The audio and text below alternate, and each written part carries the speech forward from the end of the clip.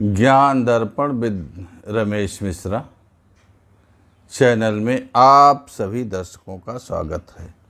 आज इस ज्योतिष के कार्यक्रम में हम आपको लिए चल रहे हैं कि जन्म के समय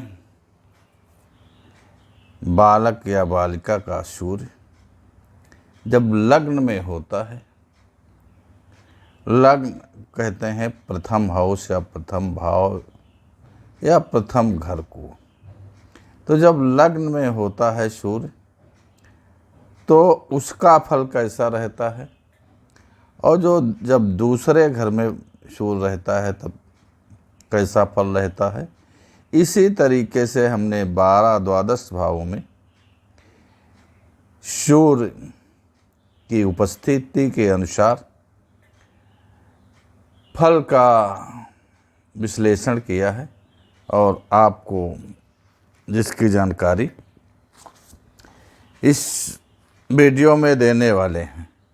जन्म कुंडली के समय ये आप देख रहे हैं लिखा हुआ, लग्न भी इसी को कहते हैं और प्रथम हाउस या प्रथम भाव इसी भी को कहते हैं। इसमें सूर्य है, तो जिस पुरुष के लग्न में सूर्य होता है उस व्यक्ति की नासिका ऊंची होती है और ललाट मस्तक उसका भी चौड़ा तथा ऊंचा होता है। लेकिन वो व्यक्ति सूर्य जिसकी लग्न में है तो सूर्य के प्रकाश से ही समस्त भूमंडल प्रकाशित है, तो वो उस व्यक्ति का चाहे स्त्री हो या पुरुष हो, उसके चेहरे पे ललाट पे एक विशेष तेज रहता है, जिस तेज के कारण वो अपनी प्रतिभा से, अपने व्यक्तित्व से दूसरे को प्रभावित करता है। जब आप देखते हैं किसी व्यक्ति की तरफ, किसी वस्तु की तरफ, तो उस वस्तु में जैसा सौंदर्य रूप आकर्षण होता है, उसी आकर्षण की जो किरणें हैं वो आपको प्रभावित करती हैं और आप उसके आकर्षण के अनुसार आपकी भी मानसिक क्रियाएं चलने लगती हैं। तो ऐसा जातक जिसका लग्न में सूर्य है वो बड़ा एक तेजस्वी टाइप का होता है, लेकिन उसके साथ एक कमी है। वो पुत्र तथा पत्नी या कुटुंब परिवार वालों से उसके बहुत ज़्यादा मत आपस में नहीं मिलते। उनके पारिवारिक परिवार स्त्री पुरुषों में थोड़ा बहुत मतभेद रहता है और ये पेट की गैस इत्यादि की बीमारी से भी ग्रसित हो सकते हैं और उनके शरीर पर इस बीमारी का, गैस की बीमारी का प्रभाव रहता है। तथा ये पर्यटन के बहुत शौकीन होते हैं, देश विदेश जाने को बहुत उनको अवसर मिलता है और देश की यात्राएं मिलती हैं। और देश विदेश की यात्राएं आप जानते हैं उसी को मिलती हैं जिसके अंदर कुछ विशेष प्रतिभा होती है, तो उस प्रतिभा का इनको लाभ मिलता है देश विदेश में घूमने का, और धन भी संचय होता है। इनका समय धीरे धीरे ऊपर की ओर अग्रसरित होता है। ये इनके धन में भी वृद्धि होती है और मान सम्मान में भी सदैव वृद्धि होती रहती है।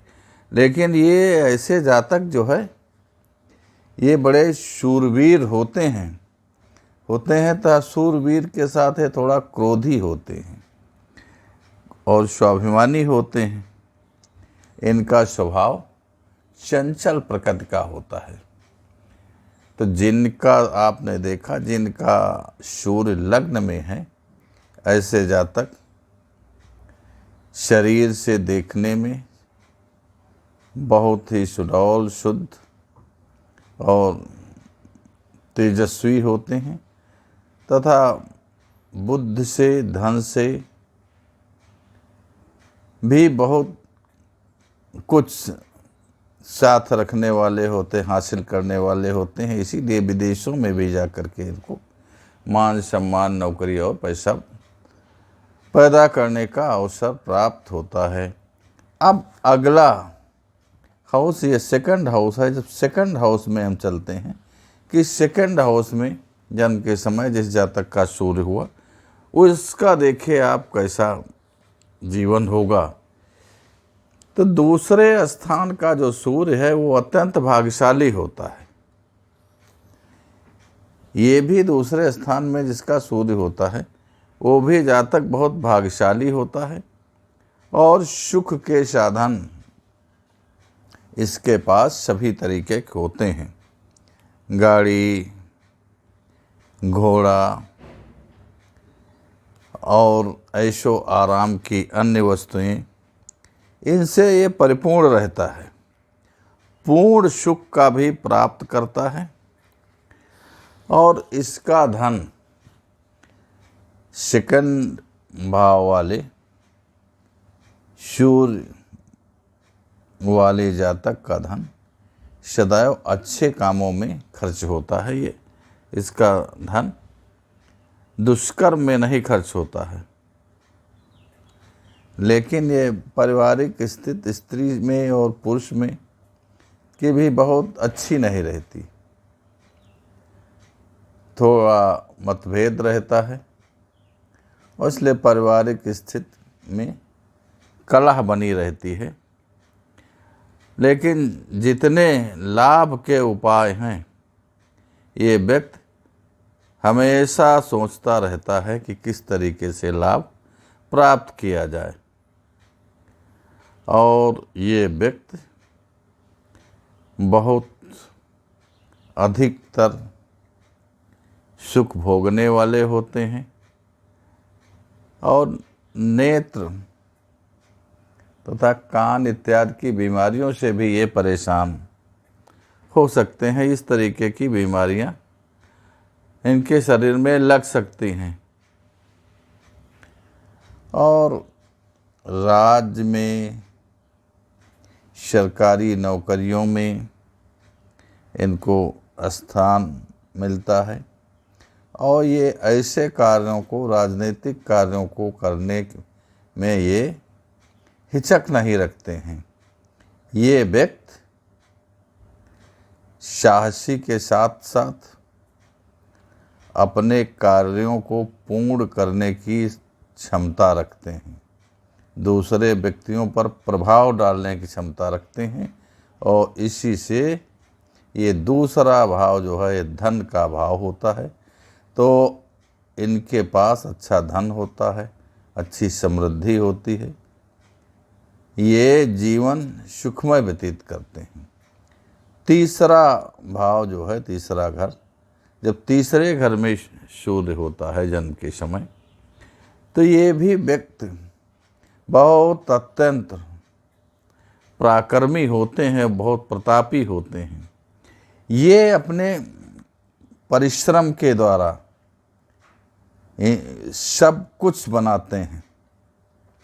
ये माता पिता, ससुराल, उनकी संपत्ति के इच्छुक नहीं रहते। ये अपने पराक्रम के द्वारा धन अर्जित करते हैं और वैभव की जिंदगी जीते हैं। ऐसे जातक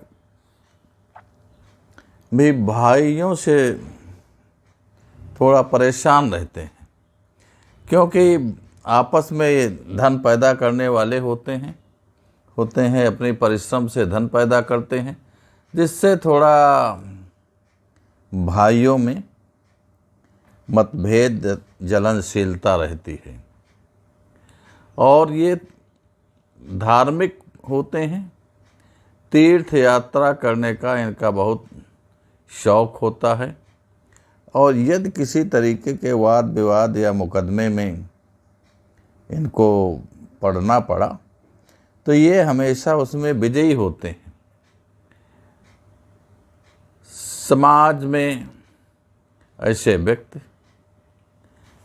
लाभ प्राप्त करने वाले पदों पर आसीन होते हैं, साहित्यकार होते हैं, स्वरचनाकार होते हैं, अच्छे कवियों में इनका स्थान हो जाता है और सदैव ये लाभ होने वाली जगहों पर प्रतिष्ठित कर दिए जाते हैं, जहाँ इनको आर्थिक लाभ होता रहता है। अब अगले उसमें चलते हैं कि ये चतुर्थ भाव है जिसको चौथा घर कहते हैं। यदि सूर्य जन्म के समय चतुर्थ भाव में है तो देखिए उन जातकों का कैसा जीवन होता है। जिनकी कुंडली में चौथे घर में सूर्य होता है वो अधिकतर विदेशवासी होते हैं। इनको विदेश में कार्य मिलता है, शैक्षिक विदेश स्थित बहुत अच्छी रहती है और विदेशों में जा कर के अपना व्यवसाय जन्म के समय जिन जातकों का सूर्य चतुर्थ भाव में होता है ऐसे जातक हमेशा विदेश की यात्राएं करते हैं और उनका जीवन ज़्यादातर विदेशों में बीतता है। ये विद्वान तो होते हैं लेकिन कुछ गुप्त विद्याओं के भी ज़्यादा इच्छुक होते हैं। ऐसे जातक तांत्रिक ज़्यादातर होते हैं और जादू टोना इत्यादि की विद्याओं में ये बड़ा रुचि रखते हैं। जिस तरह गुप्त विद्याओं में इनका विशेष आकर्षण रहता है और ये व्यक्ति अकारण ही दूसरे लोगों से शत्रुता भी मानने लगते हैं। अकारण शत्रुता मानने के कारण शत्रुओं जिससे शत्रुता करते हैं उनसे पराजित भी हो जाते हैं। इनके जीवन में सुख की स्थिति तो इसी तरीके की रहती है कि जैसे कभी धूप और छांव की तरीके से सुख की स्थिति रहती है। सुख आया और गया, लेकिन ये गुप्त विद्याओं के प्रेमी होने के कारण समाज में इनको कभी यश भी मिल जाता है और कभी धन भी मिल जाता है और कभी समाज में जो है इनको विद्रोह का सामना भी उठाना पड़ता है। ये ज़्यादातर वाहन सुख से वंचित रहते हैं। अब अगला भाव जो पंचम भाव है, तो पंचम भाव में जब सूर्य जिन जातकों का होता है वह जातक बहुत क्रोधी टाइप के होते हैं। ये सूर्य जो है इनको क्रोधी बना देता है और ऐसे जातकों की संतान के बहुत प्रिय होते हैं और कभी कभी ऐसे जातकों को संतान के प्रति बड़ा दुख भी मिलता है। संतान के कारण ये बहुत दुख उठाते हैं। ये बुद्ध के तो बहुत ही कुशाग्र होते हैं। जिनका पांचवें भाव में सूर्य होता है ऐसे जातक जो है बुद्धि के बहुत तीव्र होते हैं और धीरे धीरे ये विशेष धन भी एकत्रित कर लेते हैं। इनके पास धन की कमी नहीं रहती है और शरीर की दृष्टि से ये उदर के रोगी प्रायः देखे गए हैं कि उदर विकार की बीमारियों से ये ग्रस्त हो सकते हैं। जिन जातकों का सूर्य 6 भाव में होता है, ऐसे जातक बहुत ही शूरवीर होते हैं और ये दुश्मनों पर अपने बड़े विजय हासिल करने वाले होते हैं। ये शत्रुओं का तो विनाश कर देते हैं, यहाँ तक कि जो है, और ये राजा तथा वर्ग से जो है इनकी बड़ी मित्रता रहती है। राजा का मतलब हमारा यहाँ शासन सत्ता से है। शासन सत्ता और अधिकारियों से इनकी बड़ी मित्रता रहती है, साठ गांठ रहती है। तो इस तरीके से राजकीय कार्यों में इनको बड़ी आसानी रहती है। ये जो है हमेशा साधन संपन्न रहते हैं। इनको चौपहिया, दोपहिया इत्यादि सभी साधन सुलभ रहते हैं और ये जातक ज़्यादातर जो है निरोगी रहते हैं, ज़्यादा बीमारी से ग्रसित नहीं होते। लेकिन इनको एक बीमारी यही रहती है कि शत्रुओं से इनका पीछा नहीं छूटता। लेकिन ये शत्रुओं को पराजित करने वाले होते हैं, न्यायप्रिय होते हैं, क्योंकि ये न्याय के रास्ते पर चलने के कारण शत्रु इनको कभी पराजित नहीं कर पाते हैं और हमेशा इनकी विजय रहती है और समाज में सम्मान और प्रतिष्ठा इनको प्राप्त रहती है। अगले भाव हम 7वें भाव में चलते हैं, जहाँ पर सूर्य 7वें भाव में है जन्म कुंडली में, तो उसे भी जो है स्त्री से सदैव सुख रहता है। सदैव जो है स्त्री से सुख जो होना चाहिए वो नहीं रहता है। स्त्री से उसको कष्ट ही मिलता है जिसका 7वें भाव में सूर्य होता है। स्त्री संबंधी परिवार से जो है उसकी परेशानियां, मतभेद रहता है और मतभेद के कारण उसका मन बहुत चिंतित रहता है, जिसके कारण व्यापार में भी उसको हानि उठानी पड़ती है। व्यापार भी बहुत अच्छा नहीं चल पाता। ऐसा व्यक्ति कठोर दिल वाला होता है और ये शासन सत्ता से, अधिकारियों से ये व्यक्ति हमेशा पीड़ित रहते हैं। देखिए 7वें भाव में सूर्य वाले व्यक्ति परिवार से, समाज से इनको कोई बहुत अच्छा सुख नहीं प्राप्त हो पाता है, तो इनका जीवन बहुत सुंदर नहीं, सामान्य रूप से व्यतीत होता है। अगला भाव 8वां भाव है। तो 8वें घर में जिनका सूर्य होता है कुंडली में, उनका जीवन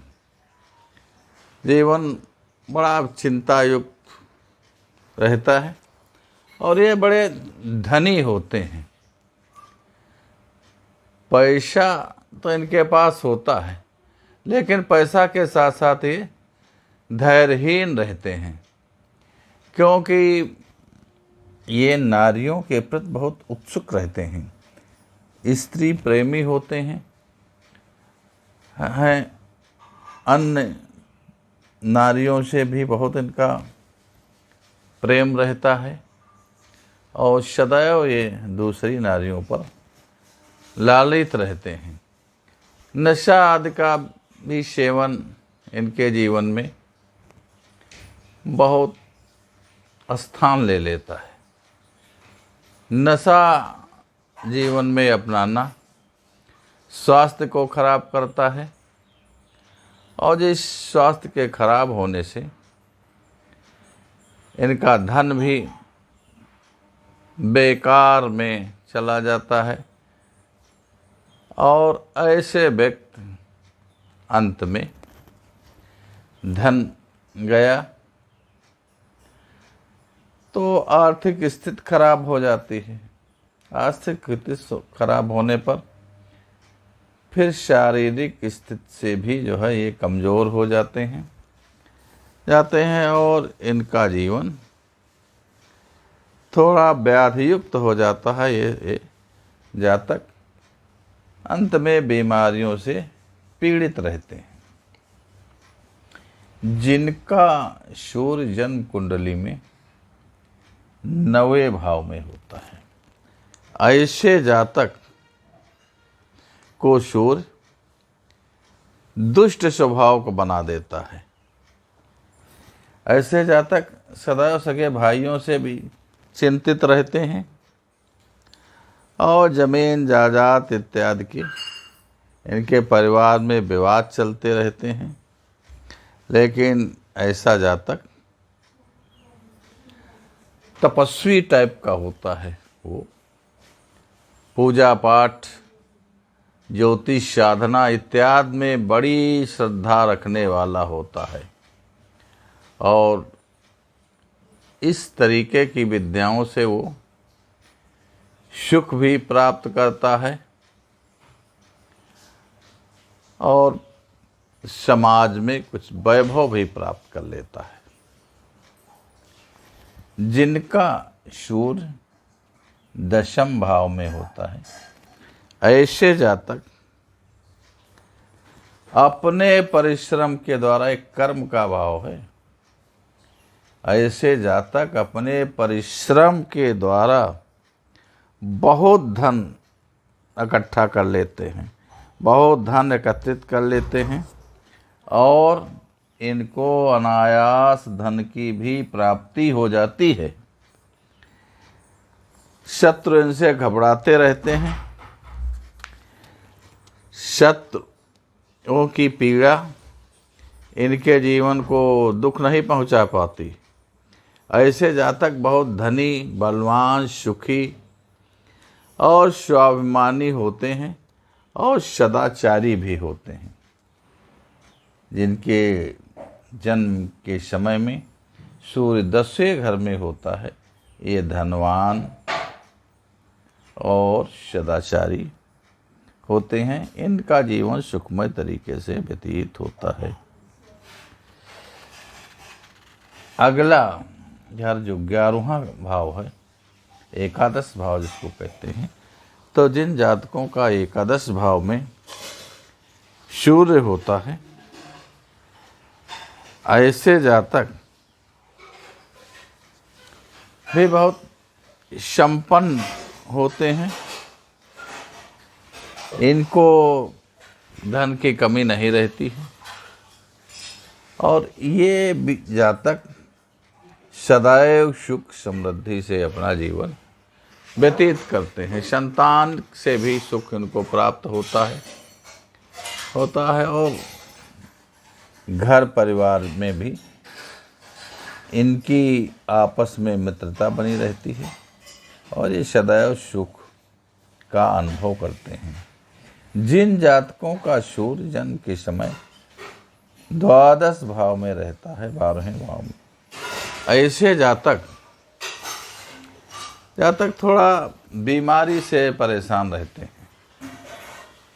इनके जीवन में बीमारियां घेरे रहती हैं और इससे बीमारी से परेशान होने के कारण ये आलसी तथा